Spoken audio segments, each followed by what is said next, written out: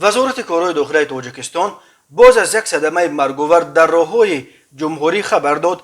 بنا به اطلاع این وزارت صبح 4 اپریل سال 2022 تخمینا ساعت 08:20 دقیقه راننده افت تمغه مرسدس بنز سعیدوف خوجندی سعید مرادویچ سال تولدش 1987 ساکن شهر دوشنبه هنگام حرکت در راه اتومبیلگرد وحدت فیض‌آباد راغون در حدود شهر وحدت از عهده اداره واسطه نقلیات نبرآمده به درخت کنار راه برخورده است.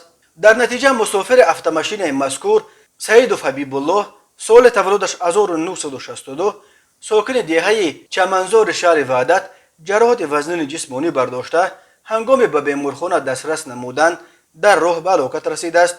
از روی این حادثه تحقیقات ادامه دارد.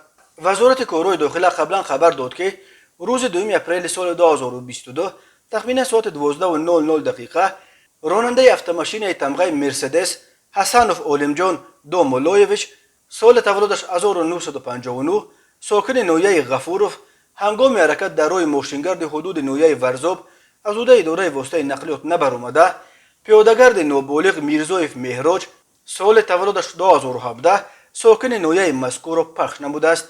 متاسفانه نابالغ میرزایف جراحات گوناگون جسمانی برداشته در بیمارخانه به هلاکت رسیده است.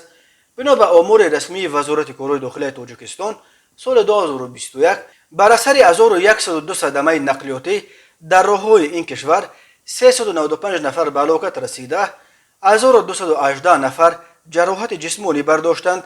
سرعت بلند حرکت و رعایت نکردن قاعده های حرکت در راه همچنین راهها و ماشین های فرسوده از علت های عمده صدمه ها از جمله صدمه های مرگاور در راههای تاجیکستان نام برده می شوند.